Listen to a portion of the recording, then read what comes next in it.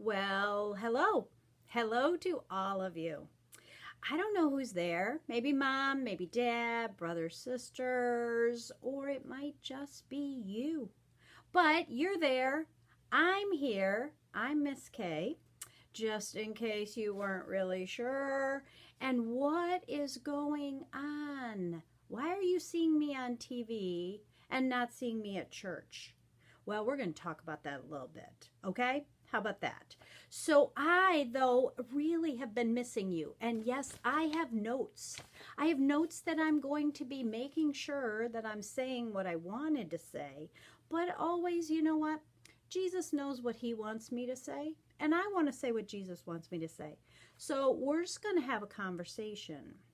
How about that? Because I'm missing not seeing all of you at church.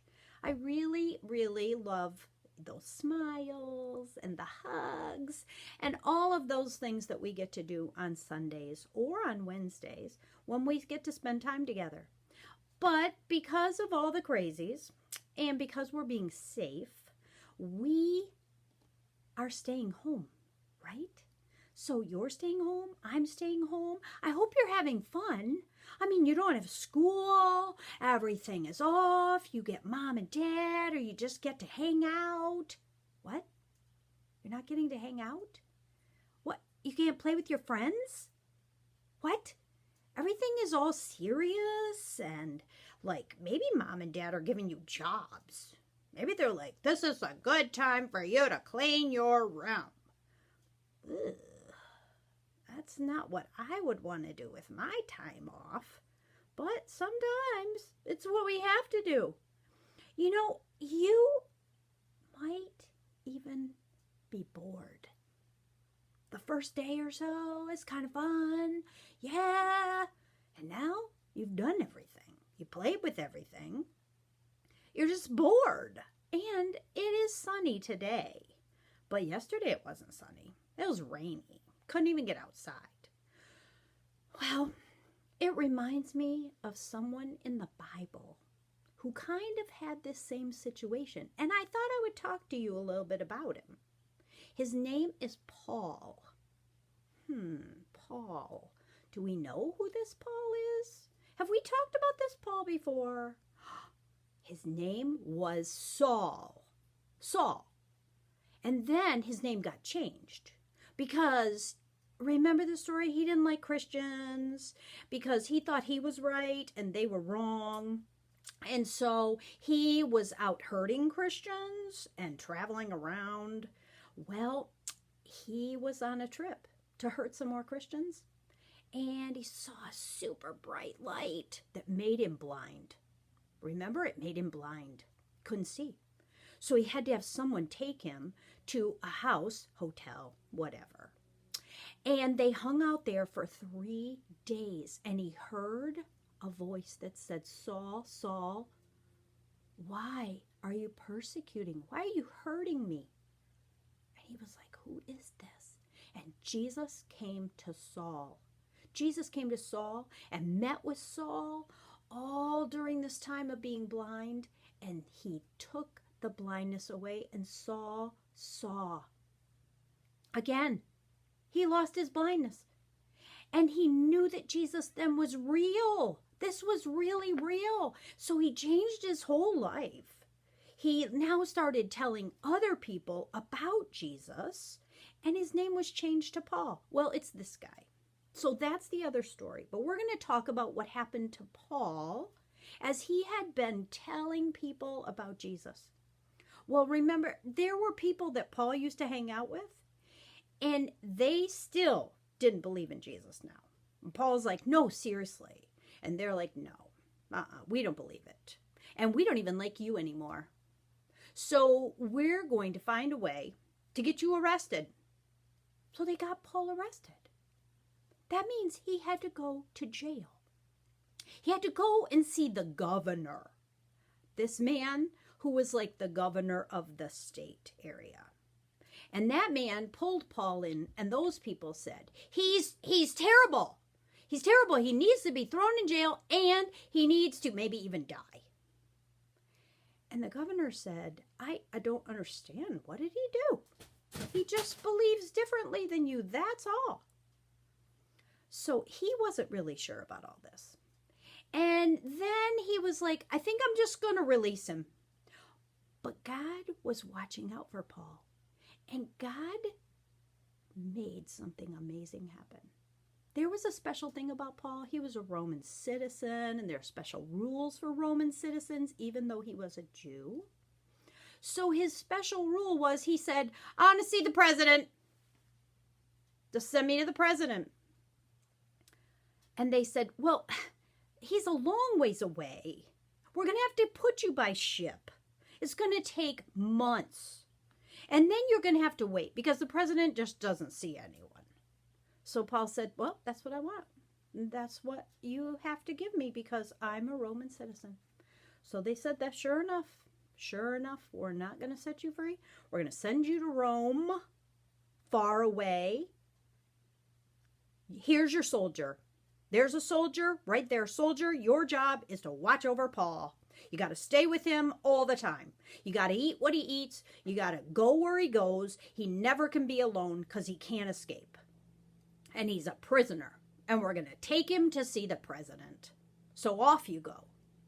So off they went. There's a lot of story that goes on with that, right?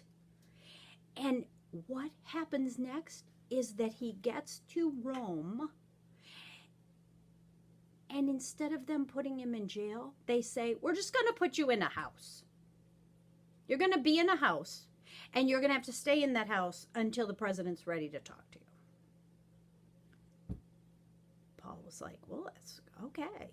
I'll go in a house. It's fine. I'll be comfortable. I won't be in jail. But he was house arrest. That means he couldn't go anywhere. He couldn't just go to the grocery store or go out for a walk. He had to stay in the house, locked up in the house with that soldier. What's he going to do? Paul was about telling people about Jesus. He thought maybe this might, God might have something special for him. And all of a sudden he found himself locked up in a house with just a soldier. And that's it. You kind of feel like that? Kind of feel like you, right? Locked up in a house, can't really do very much. How am I supposed to learn more about Jesus? How am I supposed to help my friends who feel sad or feel nervous? What am I supposed to do? So you know what Paul did? Look at that, I'm already on the next page. Paul thought, I'm not just going to sit here. I think I'm going to write a letter. I'm going to write a lot of letters. I'm going to write letters to Christians that I have already met and that are out there, and I can encourage them maybe. And I know what I'm doing is not the best, but we're going to communicate through our letters. And so we have some of those letters in our Bible. Right in our Bible. And one of the letters is in, let me think, it's Philippians. And it's Philippians 4:6. Actually, 4, 6, and 7. Does that sound familiar? Some of you might know a song that we sing. Philippians 4, 6, and 7. Philippians. Yeah, well, that song is on our church website too. So if you want to sing that song, you can sing that song. You just have mom and dad help you find that song, and you can learn that song. But in the meantime, Miss Karen has made us our memory verse into that message, that verse, which is, again, Philippians 4:6. Is this going to be backwards? It might. It might be backwards. Okay, well, I'm going to show it to you anyway because there are pictures, okay? So just go with it. So Philippians 4:6. Don't worry about anything. Look at these kids. They're looking a little worried, right? And this is Paul. He's in house arrest. Don't worry about anything, he says. Instead, what's this boy doing? Pray. Pray. Pray about everything. Pray. He's encouraging them. He's telling them, don't worry. Don't worry about anything. Pray about everything. Tell God exactly what you need. Just tell him what you need. It could be crazy, but you can tell him. You can tell him what you need, and then, big important part, thank him for all he has done. Look at that boy. He's like, high five. High five, God, thank you. What? What do you mean, thank you? I'm stuck in the house. It's very scary. We're not sure what's happening. Maybe somebody in my house might even start to feel like they're getting sick. This is so scary. How am I supposed to thank him, God, for all he has done? How am I supposed to do that? By praying, and God will give you peace. He will bring into your heart, by giving it back to him, he will give you peace. I don't know how that works. It is a God thing. 100% a God thing. I don't know, but I can tell you it does work. When I get all nervous and worked up, if Paul was pacing around the house and looking around and saying, this is horrible, I can't even do anything, I can't tell other people, this is horrible, this is horrible. Nope. Paul said, collect myself, take a breath. Let me write to other people. Let me pray. Let me thank God for the amazing things that I have. You know, we look around for God sightings sometimes, right? We see teeny tiny little things that are God sightings, and we say, thank you, God. And it makes us not look at all the yucky stuff. It makes it just look at what God has done for us. So I want to do a little something with you. I know our time is going by very fast, but I want to have a code word with you. I want you to have a code word with me, and I'm going to work on this too. Trust me. It's crazy for adults too. So the code word is, I'm bored. Have you said that yet? Have you thought that in your mind yet? Well, the next time, and it's kind of like an alarm clock. You know how our alarm clock goes, blah, and you're like, stop, I remember, I know what I'm supposed to do, I'm supposed to get up. Well, that's what I'm bored is going to be. So when you find yourself saying, I'm bored, I don't have anything to do, that's going to be alarm clock. It's going to in your mind, and you are going to stop and say a prayer. Stop and say a prayer. Just say, Lord, I don't know what I'm praying about. Or, yep, I do know what I'm praying about. I'm praying for my mom and dad. I'm praying for my family. I'm praying for maybe the people that are sick right now and that are scared. I'm praying for my friends. I'm praying that you don't make me go cuckoo locked up in the house. Right? And then maybe you might even want to pray for our whole world. Because so many people aren't as lucky as we are. And they don't know Jesus. And they're scared. And they don't know what to do.